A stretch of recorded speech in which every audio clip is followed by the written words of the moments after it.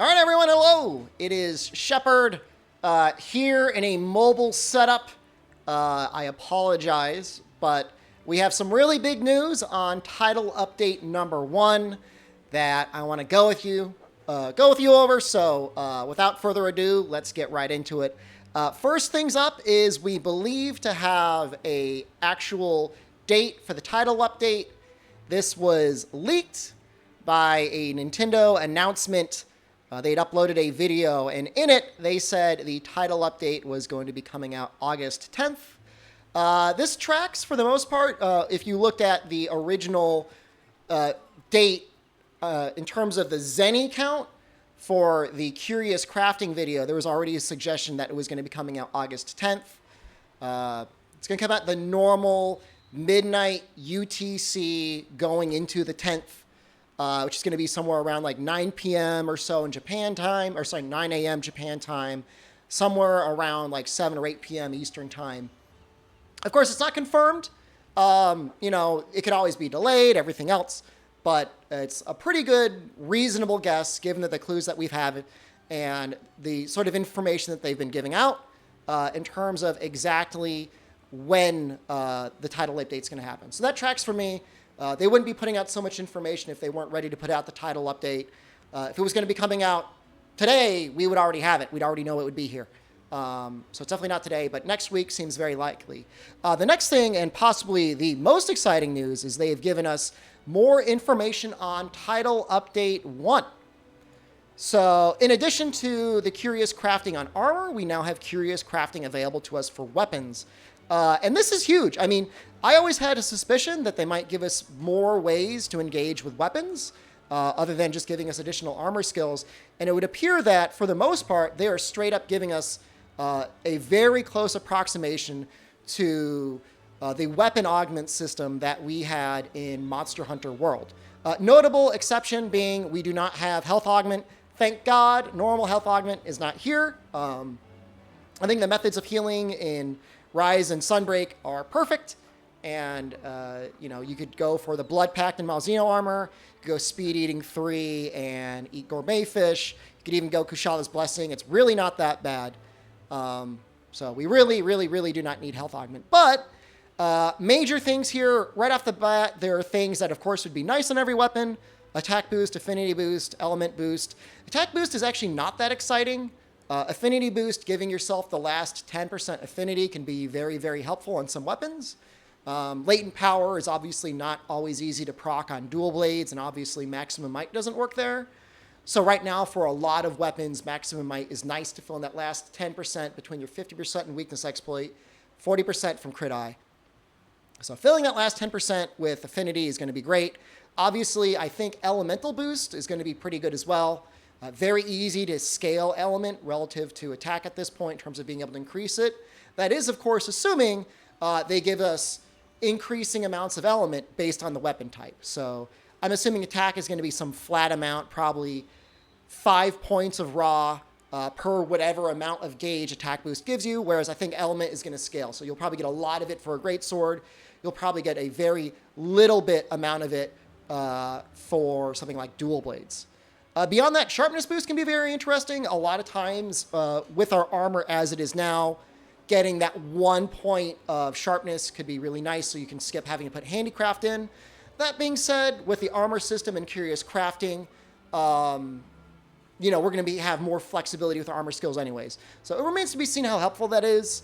I'm cheering a little bit for Garn Golem, for him to be able to be a little bit relevant on certain matchups. Valstrax or Magnum Malo aren't very great for element in the first place, so hopefully they'll have a place. And then maybe the most important thing here is this Rampage slot upgrade. A lot of weapons right now super suffer from either a level 1 Rampage slot, so in particular Malzeno weapons. If you're doing like a TA, you're not going to be using pets, or if you're doing like double cats or anything where like buddy boost isn't going to be that significant, these weapons have been very difficult to use. I mean, obviously, if you're like me and you've just got a huge surplus of bloodstones, they're nice if you don't want to farm Valstrax. But being able to upgrade that Rampage slot to level 2 to be able to use the appropriate opposing, anti-species thing, you get the extra 5% raw, suddenly they look a lot better. Not only that, but going into Title Update 1, we can assume we're going to get new decorations for level 4 slots. You know, if we see a normal critical eye or attack up, or especially something like handicraft going into that level 4 slot, it's going to be, pretty competitive. Right now we see Valstrax almost across the board for dragon weapons simply because you don't have to run any sharpness skills. You can max out your attack, you can max out your dragon, max out your crit. You don't really have anything to worry about. But as we start getting better armor skills, so better ability to run Protective Polish or Master's Touch, plus Handicraft, the ability to have purple sharpness on top of our raw and on top of our element, I think things will gradually start to outscale Valstrax. Not only that, but being able to upgrade those Rampage slots makes it so if we've got like these level 2 Rampage slots for like Power File on Switch X, we can upgrade those to level 3, making the Power File a lot easier to run. I'm not saying necessarily that Mitsu would come out that far ahead of Daimyo Hermitar. Of course, Daimyo Hermitar has the 340 raw. It does have less water, but it does have 2 level 2 slots. So it remains to be seen, but it does make a lot of these weapons certainly much more viable. Somebody in the chat was saying, like, you take a look at things like, our Rajang tree weapons, especially something like Furious Rajang, which has 330 raw and a ton of purple, that at a level 2 Rampage slot, I mean, that's pretty cool. And there's nothing even saying necessarily that we're going to be only limited to one Rampage slot upgrade. It's very possible we could take a level 1 Rampage slot and take it all the way up to level 3. I don't think, based on the way this appears, that we're really going to be able to get ourselves more than one Rampage slot. Doesn't make sense. That could get very confusing. If you had like a level 3 and a level 2, could you put anti-wyvern and anti-aerial? Assuming they do give this that option, it would be very interesting to see if you could run like Elemental Bane plus like the anti-species if anti-species didn't stack, or if it'd be better just to run 2 anti-species. Who knows? But I do think, again, with the lack of health augment, that this is a very balanced thing that is going to give people even more things to sort of grind for. We don't know exactly how it's going to work yet. We don't know if these are going to be crafted like decorations that are going to get slotted in. We don't know what parts are going to take to, of course, upgrade the total limit on the weapon. We could see here it has, looks like 3 slots with 2 slots marked out. I don't know. Somebody is again saying weapons are rarity 10. Of course, with this title update, there's some speculation we might see rarity 11. My take would be, with the ability to do curious crafting at this point, they could probably sandbag us on rarity 11 weapons and push that further down the line, because with what they're giving us now in terms of curious crafting on the armor, curious crafting on the weapons, plus all the new weapons they're adding, plus potentially new decos they're adding, there's going to be a lot of content until the next update, which will probably be, I don't know, maybe like October, maybe November.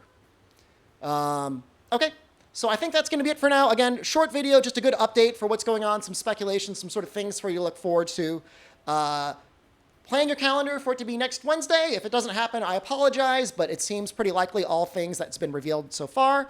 Haven't done so already, check me out, twitch.tv/SDShepherd. Chat, say hello, go ahead and post your emotes. If you haven't bought the game yet, next.gg. You can buy the game for yourself or a friend if you want to get a friend group involved. Obviously, they're continuing to put in a ton of content into the game. It's looking great. Haven't yet subscribed to the channel, like the comment, like and comment.